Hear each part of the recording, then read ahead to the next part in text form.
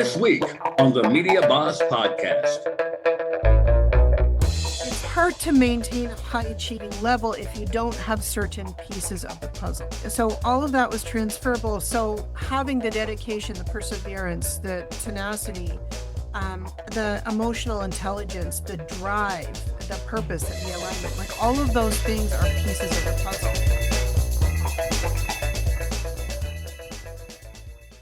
Hello, everybody. Welcome to another episode of the Media Boss Podcast. I am Dr. Barrett Matthews. I was going to say Dr. Matthews, but you all know me. I'm Dr. Barrett Matthews, and I'm glad to have you guys here. And you know what I'm going to say? I have a great show for you today. And you're saying, yes, Barrett, you say that all the time. We're tired of hearing it, but you're not tired of my guest, are you? Because I always deliver, don't I? I always have some great people on here, and I have another one today. You're going to see. You're going to love this. It's going to knock you out. But I want to tell you, if it's your first time here for the Media Boss Podcast, let me tell you what we're all about. What we want to do is we're interviewing some high-achieving people in business and sports or whatever, and we're bringing them to you so that you can understand what it takes to get to that level. You can learn from them. You can learn about their trials. You can learn about their tribulations. You can learn about their triumph. And we're going to bring them here to you on the Media Boss Podcast. Now, I want to tell you, I'd love it if you would just share it, let everyone know that you're listening or watching the Media Boss Podcast. Subscribe, make sure you download, make sure you let everyone know that you're a part of this right now. Now, Media Boss Podcast is brought to us. It wouldn't be possible without the help of the Go Box Studio. What? You don't know what a Go Box Studio is? I can't believe that. Well, if you don't know, check this out.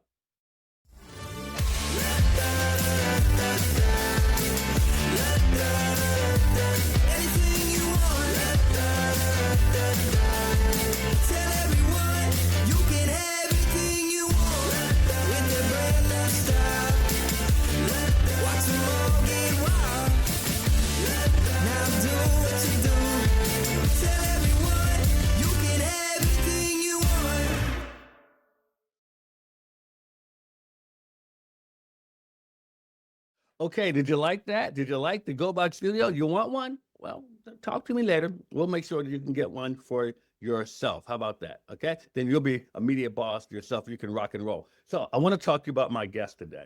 Now, I have had some heavy hitters here, but I've never had a 3-time martial art champion. Huh? How about that? Never had that. I've had some incredible people to bring you the message, but I got a professional speaker here, someone who really knows how to do it. And look, you know, my show is always money. Well, I have a wealth expert here with us today, a wealth expert who's a martial art champion and who's a professional speaker. Yes, I have the trifecta all in one right here today. And I want to welcome to the Media Boss Podcast none other than my friend Laura Armstrong. Laura, welcome to the Media Boss Podcast. Thanks so much. I'm so excited to be here today. You know, Barrett, I just love talking to you and your audience, and let's see where things go. Let's see where things go. I love that. That's my motto in life. Yeah. Let's see where things. I say that when I get out of bed in the morning. So They can have $100 bills, right? Like, yeah, there you go. There you go. Yeah. I want to start with the martial arts. So what area of martial arts were you a champion in? So yeah, well, I started my martial arts career. Well, I'll just give you like the 411 about that a little bit. So I was very heavily into powerlifting and bodybuilding when I was like in my older teens, like 18, 19, 20. And I competed in our province, like provincially, because I'm in Canada. And I won my divisions in both of those things. And I was scouted for international competition. And the one caveat for that is if you do it, you have to take the drugs. That was just the culture at the time, like the hormones to get the size and, you know, and be all that kind of thing. And, and you know, I was so young then I just thought, no, this is not a good path for me. So I just decided to kind of shift gears, and I always loved action movies and martial arts. Like, it was fascinating to me. Yeah. Yeah. So I started taking this continuing education course, you know, the ones where you go after hours, like, you know, like flower arranging and basket weaving and all that. So we had one in Aikido. And so I started taking this course, and I really like Aikido is very much all about the art of peace, all that. And I just wanted action. So it was so funny at the end of the first class, my teacher, she said, who ended up being my teacher of 30 plus years, says, well, does anyone have any questions? And I was like, yeah, my hand goes up and I'm like, when do we start the kicking and punching? Cause that's really what I'm here. Right. And so I could just see her like internally roll her eyes. I was like, okay, Laura, well, this isn't about that. Right. Like, and so I started training. I don't know, there was something about it that really attracted to me. So I started training in that. And about 2 years in, we had this guy come and demonstrate weapons training. And so I ended up joining his club as well. So I did these two martial arts, and that was Filipino martial arts. So I specialize in impact and edge weapons and hand-to-hand combat. Wow. And so I loved it because that had a competitive side that fed the other side of that, the Aikido. Yeah. And so that's kind of how I started my martial arts journey. And I just want to say, like, I competed for a lot of years and at an international level for almost a decade. Wow. And it's really a journey. And I can tell you one thing, I learned far more about losing fights than I did about winning. Mm. And that was where the growth happened. And usually, of course, you don't realize it at the time. You're just like, oh, I lost again. But then you start to win and things get better. And you're like, huh, I'm learning something. So Yeah. I got hundreds of stories about that whole career. I'm So sure you do. yeah. I'm sure you do. It sounds like it. I like how you said you wanted to start the kicking and punching part. You had to learn to wax on, wax off first. Right. Yeah, that was not happening. Yeah. That's great. That's good. Now, what you are, you work in the area of wealth with people, and that's an area a lot of people they don't understand what wealth is, but they hear the term, and sometimes it's overused, sometimes it's misused. How do Yeah. you describe wealth to people? So for sure, let me just take a step back for a minute. So when I won my world championship titles, I want to just explain something because Mhm. when you compete at that level, it's like at least a 9-month ramp up to compete for those 2 days. You got to Mhm. have your diet, you got to hit weight, you got to have your mindset right, all that stuff, right? And of course, all those skills are transferable to business. Mhm. But it's hard to maintain a high achieving level if you don't have certain pieces of the puzzle, Yeah. right? And so now so all of that was transferable. So having the dedication, the perseverance, the tenacity, the emotional intelligence, the drive, the purpose, the alignment, like all of those things are pieces of the puzzle. Mhm. And they come together for this one seamless moment where you become the best in the world at something you do. Yeah. And so when I won those and I started moving into my business because I started retiring from fighter, I still have my schools, I still train and I teach, but it became a perspective around business that I noticed a lot of people were struggling with. And I worked in the corporate field for many decades. They packaged me out, not in a good way. I took them to court for a lot of money. And I just decided I'm doing things that make me happy, that help people and make me both loads of money because I love money so much. Mhm. And what I discovered is most people did not have a good relationship with money. Mm. And if you think about it, Dr. Barrett, how many times do we think about money a day? Hmm. A lot, Yeah, quite a bit. right? And always not, a lot of the time, and not in a good way. Yeah. So when I started helping people with money mindset and their limiting beliefs and all that kind of thing, and I started becoming a money mindset and wealth mastery mentor, Mhm. wealth to me didn't necessarily mean money. Mm. Mm. So wealth, but money is a piece of wealth, Yes. right? And That makes so, sense. yeah, so wealth is usually four things. If you know John Maxwell, it's money, relationships, knowledge, and your purpose, right? Mm. And so money is the lowest vibration. Yeah. So if you don't have your money piece strong, you can't build those other things the way you Yeah. want to. You That's can good. still build them. They'll still be okay, but they won't be as if you were aligned with all of those things. Mhm. So wealth could mean time with your family. Yes. It could mean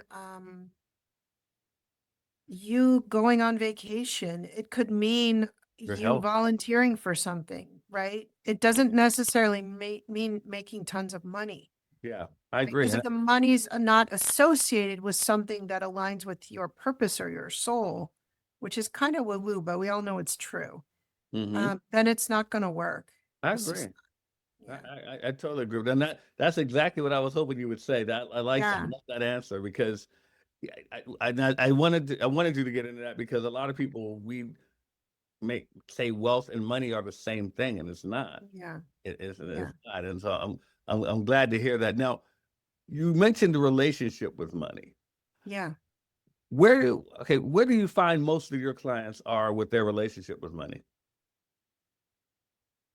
Well, that's a really interesting question because if you take COVID, for example, not Mhm. one of us got away from some sort of shift in the True, world. true, Not 8 billion of us had something happen. true, true. And it's the same thing with money. Mhm. Whether it affects us from a very young age, from the limitations our parents give us about that, Mhm. inadvertently, of course, because they're Yeah, just doing the best job they yeah, can. exactly. Having the awareness around those things is really what's going to allow you to A, get rid of what's in your way, and B, shift your money mindset. I'll Mm. give you a perfect example. My mom. So my mom was very much, we lived into a middle to upper class household when I grew up. We had a pool, we did not struggle. But my mom was divorced. My parents got divorced at a very young age. She remarried. But there was this, well, Laura, money doesn't grow on trees. And I grew up with that and I believed it. Yeah. Right. And so when I realized that it wasn't my story, it was her story, I was able to give that story back to her. And, reframing those limiting beliefs is the key to you stepping Mhm, into mhm. actually knowing what you deserve. So my response to that now is, well, I've got a couple of acres out of money trees out back. If you want to go on a hayride with me through them, let me know and I'm happy to take you. I think Right. I'm gonna come over your place.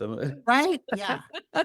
So it's just all about that. But sometimes that's why I think it's so important to have the support that you need. And when I work with my clients, I'm with them in it all the way because I want them to move. All I care about is them getting results. It's all I care about. And one of the things that you do that I find that's helpful is that you work with people who have had a level of success, but you help them to scale even more. And that's Yeah. something, because a lot of times people think that certain people, oh, they've reached this level, so they know everything. No, there's always more to learn. Kind of like the martial arts, there's always more to learn. Yeah. And if you can help them to scale, that's big. So how do you do that? And my other question, I guess, to go along with that is that do you find that some of them are resistant to it? So I'll answer the first one first because it's the easiest. I'm like, absolutely. So it's really about the conversation. Mhm. And so no one at a high achieving level will admit that they're struggling Mhm. because they don't want to look weak. And I'm not saying not no one, I but know what you it's mean. harder for them to be vulnerable about it Mhm. because they know what success feels like. And when they're not in success, they take it very personally. I agree. What did I do wrong? I Right? agree. Why am I here? Why am I stuck? Right? But to reach out would mean it would be a weakness in a lot of ways, especially for men, because they Mhm. are so results driven. I was wondering about that. Women, it's easier. They'll tap into their intuition. They know they need to do the growth work. And so it's a different type of conversation with high achievers. And it's all about acknowledging their successes and them knowing that this isn't the end of the road and that there can be more success. If you could have that kind of success at the next level, what would it look like for you? And bringing them into the vision of that Mhm. allows them to know that there's more for them. And then it's like the tap opens and they realize that it's achievable. And then we can move from there. Yeah, you had mentioned that women are easier to talk to about that than men. Yeah. Are most of your clients women or are they men or the mixture? Um, I don't know. Women are attracted that way more to me than men, Mhm, though I have a very strong male energy because of my mhm, competition mhm, years, mhm, right? mhm. So I do attract quite a few men too. My niche market is actually directors and VPs in corporate because they haven't, not CEOs. That's not because CEOs are already at the top of the company. Yeah. It's the people who are not at the top of the company that want to be and they feel like they're stuck in their life. Do you find that, and you mentioned that, do you find that CEOs come to you and you may have to turn some down, or is that Yeah, for sure. If we're really? not in Okay. alignment, Mhm. people's expectations are really interesting because I bet. for me, expectations are premeditated disappointments. So they've already made a decision. And so really it's just about asking the right questions, but Mhm. also directing them the right way. So the question is, why do you want to work together? What is it that you're looking for? And allowing them to express themselves. Because I feel what happens a Mhm. lot of times with coaches is they try to give the answers to things. And what happens when you give answers is you're locked into that, right? Don't Yes, lock yes. in. Ask the question and see what happens Yeah, and I leave it like out that. there, right? It's a skill. It's hard to do because we all want to be right. We all want to be complete. We all want to have like, I wrap that in a bow, I'm good, right? Yeah. And so when you work with high achievers, you have to open that funnel of possibility to them because they've already seen so and done so much that what Mhm. more is there for them? No, I agree 100%. I Yeah. remember because with my business, I work with a lot of people Right. You in know. media. Yeah.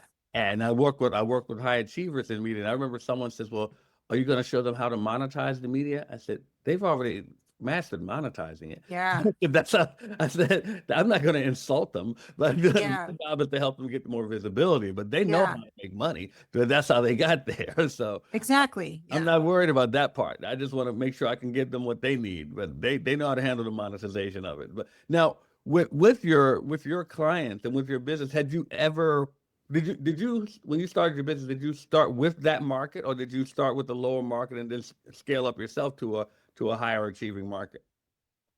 I probably scaled about 3 times. Really? Okay. Yeah.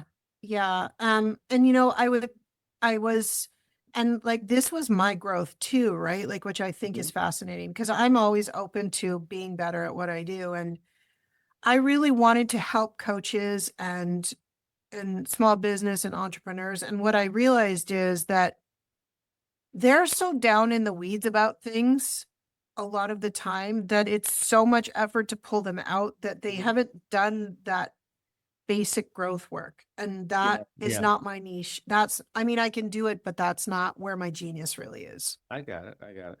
So So I would always have someone to refer them to that could get them to that spot. So I don't work that's with smart. everybody. No. And look, I tell people you don't have to be all inclusive. You can be exclusive with who you Yeah. work with. So Yeah, it's yeah, yeah. I okay. agree. It's like CEOs, right? Like I do work with some CEOs, but it's got to be the right person and I have to be right for them because I'm not right for everybody. Exactly. None of us is. So, Right. and if you Yeah. think you are, well, you're wrong. Right. Yeah. So, well, before I let you go, I want to ask you one other question here, and that's Sure. what is the one thing that is the biggest challenge for Laura Armstrong? What is it that may keep you up at night? Oh, that's a good one. Um, I'm my professional speaking career is taking off again. So I would say for me, it would be hitting that market in the right place and Mhm. getting the right context for that. Yeah. The other thing that keeps me up at night is I'm not helping enough people fast enough, but the Hmm. work that I'm doing is making huge difference. Yeah. So I think about that a lot Oh too. wow, that's a great answer. We need to talk, Yeah. but Yeah. that's Yeah. a Yeah. great answer. So before I let you go, I want to just let you tell anyone: is there any way they can reach you, or anything that they need to talk to you about? Is there something you have going on? Yeah, for sure. I want you to reach out to me. I'd love to hear more about you. You can just simply go to talkwithlaura.com and book some time with me. That would be great. And thank you so much for having me on today, Dr. Barrett. I Oh really man, enjoyed myself. it's a pleasure. It's a pleasure to have you. Everybody, please make sure we're going to put in the notes. We're going to put Laura's contact information so you guys can get in touch with her. Laura, thank you for joining us, and for everyone else, I want to make sure that you guys understand this. We want to help you to succeed. So, like I said, we just showed you the Go Box Studio. You can get one yourself in the Go Box Studio. For those of you who are listening and not watching, go to goboxstudio.com. You can find out more about it. You can see it for yourself. And we want to help you guys once you get one to become a media boss. How do you become a media boss? Well, the first thing you need to come to my Make Money from Media Challenge. What? You don't know about it? It's a 5-day challenge. As a matter of fact, check this out.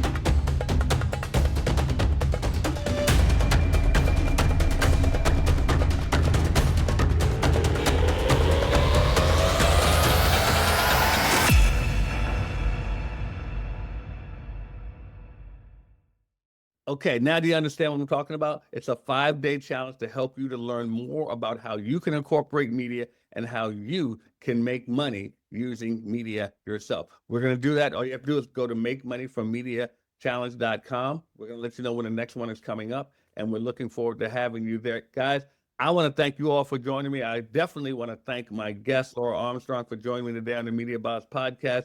It's been so much fun. And like I always say, guys, understand this. You are someone special because you are God's vessel. Take care, everybody. See you next time on the Media Boss podcast.